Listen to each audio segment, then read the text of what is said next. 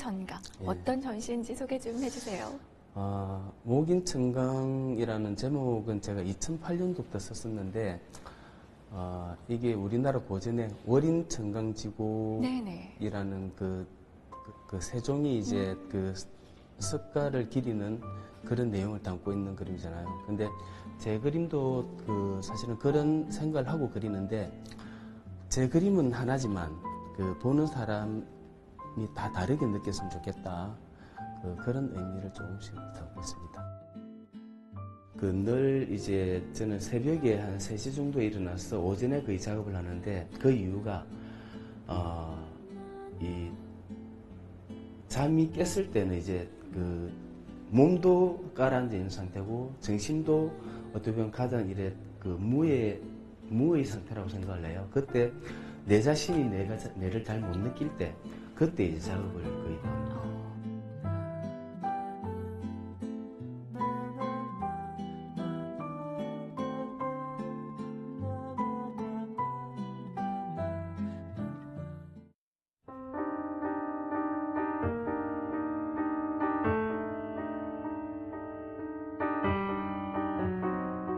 네, 천개강에 나무를 새기다. 목인천강의 연작 중 하나 작품인 거죠.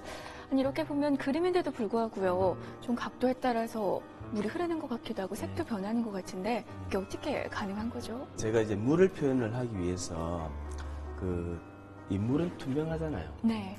그 투명하기 때문에 이제 다른 물감을 특히 흰색이나 이런 걸 섞게 되면 불투명으로 변해요. 그러니까 색이 느껴지게 되죠. 그 색을 느끼지 않게 하기 위해서 사실 아주 얇은 그러니까 물감으로 그 물을 많이 타서 계속 겹쳐요. 그리고 이제 물 속의 풍경을 보면서 이제 제 그림은 이제 확장이라고 생각하는데 전부 다 여백이라고 생각해요. 그래서 그림에 액자를 하지 않는 이유가 이 액자를 하게 되면 가두게 되잖아요. 그래서 그 자연을 가둘 수는 없잖아요. 그래서 이제 액자도 없이 그리고 이 물속의 풍경을 보면서 위의 풍경을 상상을 할 수 있는 네. 그런 확장성을 가지고 이런 있어요. 또 여백에서 깊은 울림이 느껴지는 것 네. 같습니다.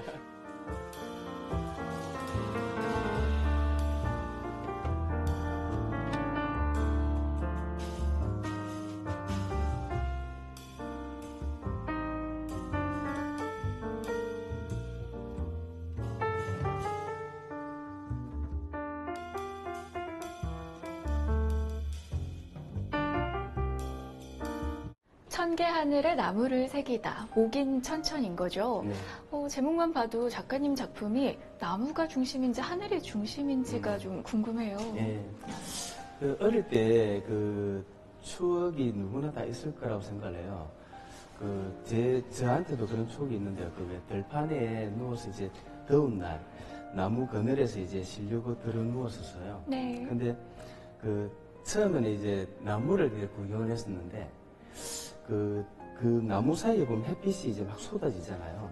그게 지금 성장을 해서 생각을 해보니까, 그때 봤던 기억이 나무보다는 저한테는 빛이 더 많이 다가왔던 것 같아요. 그래서 지금 이 그림도 그런 상상에 의해서 그린 그림인데요. 이 소나무 사이로 이제 빛이 들어오는 그건데, 처음 제가 얘기하고자 하는 것도 그겁니다. 이 관객분들이 처음 들어서는 소나무 그림이구나 라고 했는데, 다 그림을 감상을 하고 돌아섰을 때 소나무 사이로 떨어지는 저 강렬한 빛이 기억에 남았으면 좋겠다라는 의미로 제가 목인천천이라는 제목을 씁니다.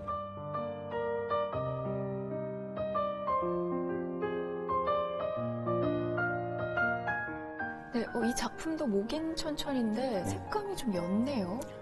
예. 그전에는 네. 저도 이제 실제 우리가 느끼는 봄이면 초록 이런 화려한 색채를 썼어요. 근데 이 자연의 색은 사실은 광물질로 이루어져 있거든요. 그러니까 우리가 그냥 일반적으로 나무는 나뭇잎은 초록색이야라고 고정을 짓잖아요. 근데 빛의 흔들림에 의해서 나무 색깔이 굉장히 많이 변한다고 생각을 해요. 그래서 제가 이런 약간 무채색 계열을 쓰는 이유는 회색이 갖고 있는 모든 색을 다 받아들인다고 생각을 하거든요. 이게 단순히 봤을 때는 그건 회색처럼 보이겠지만 나뭇잎 하나하나가 사실은 색이 다 다르고 이 그림 역시 빛을 받았을 때는 나뭇잎이 튀어나왔다 들어갔다 움직입니다. 그래서 그 상상력을 불러일으키기 위해서 그 색을 지금 배제를 시켜놓은 그림입니다. 그렇군요.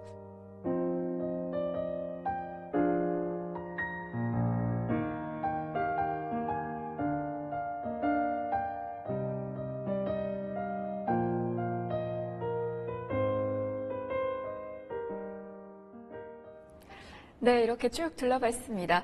실제 풍경이 아니라고 하셨는데 저한테는 굉장히 사실적으로 다가오거든요. 작업하는 과정이 좀 만만치가 않을 것 같은데요. 예. 그전에는 제가 정말 수십 년 동안 사진을 찍었던 것 같아요. 그 아름다운 풍경을 보면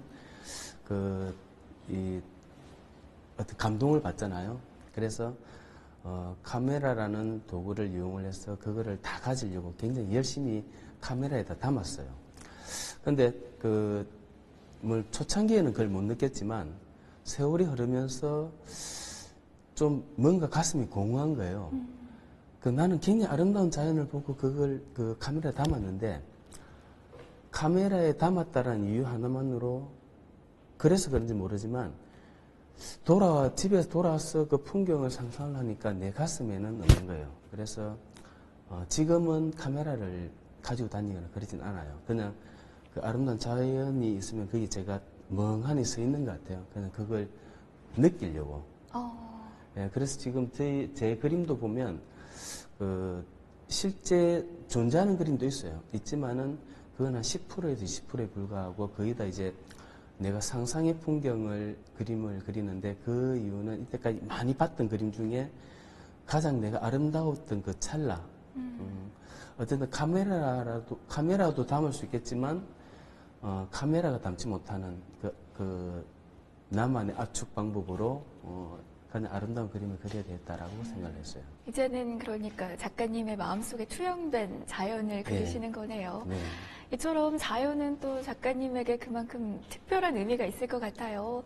풍경화, 어떤 의미를 갖고 있습니까? 그런 것 같아요. 제가 지금 살고 있는 곳도 시골 전원이에요. 늘 눈만 뜨면 이제 산과 나무와 물을 보게 되는데 그게 이제 제 삶이 그렇듯이 제 그림도 하나의 삶이라고 생각을 하거든요. 내가 늘 보고 느꼈던 것들이 자연스럽게 내가 표현을 하고 있지 않나라고 생각을 해요. 그게 그림을 그리는 이유인 것 같고 내가 풍경을 그리는 이유인 것 같아요. 네, 그렇군요. 네. 이번 전시가 또 고향에서 여는 전시라 의미가 남다르실 것 같은데요. 작품을 보러 오실 분들께 한 말씀 해주시죠.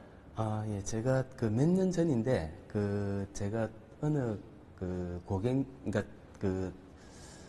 제 그림을 감상하러 오신 분한테 제가 큰 감동을 받았어요. 그분이 제 그림을 다들 보고 너무너무 감사하대요. 왜 그러십니까? 했더니 우리가 살면서 하늘을 한번 쳐다보기도 힘들었다. 그러니까 내가 하늘을 언제 봤지? 그런데 이 물 속에 물을 본 기억도 잘 안 나지만은 물 속에 이렇게 아름다운 풍경이 존재하고 있구나라고 느꼈대요. 그래서 제 그림을 보고 난 뒤에 그분이 물 속을 그렇게 많이 쳐다봤대요. 근데 또 다른 세상을 선사해줬다고 그래서 굉장히 감사하다는 말씀을 들었을 때 오히려 제가 굉장히 감사했었어요. 그러셨군요. 네. 앞으로의 활동 계획도 좀 알려주세요. 저는 특별한 계획이라기보다도 그건 하루하루가 제 계획이라고 생각하는데 물론 이제 사람 항상 꿈은 크게 꾸잖아요. 근데 그 꿈이 이제 이루어지든 안 이루어지든 중요한 것이 아니라 제가 오늘 하루하루 사는 이 자체가 내일의 큰 꿈이 된다고 생각을 해요. 그래서 하루도 빠지지 않고 작업을 하려고 노력을 하고 또 자연을 느끼려고 노력을 해요. 그러시군요. 네, 지속적인 탐구와 또 창의적인 시도로 앞으로도 쭉 왕성한 활동 정말 기대하겠습니다. 네. 오늘 귀한 시간 내주셔서 고맙습니다. 네, 감사합니다. 네, 장태묵 작가의 작품을 보고 있노라면 따뜻한 위로를 건네받는 것 같은데요. 자, 이 전시가 5월 7일까지 계속 이어집니다. 목잉천강전, 여러분도 직접 오셔서 이 따뜻한 감동을 받으시기를 바라겠습니다. 오늘 부산문화 여기서 인사드리죠. 편안한 밤 보내세요. 여러분 고맙습니다.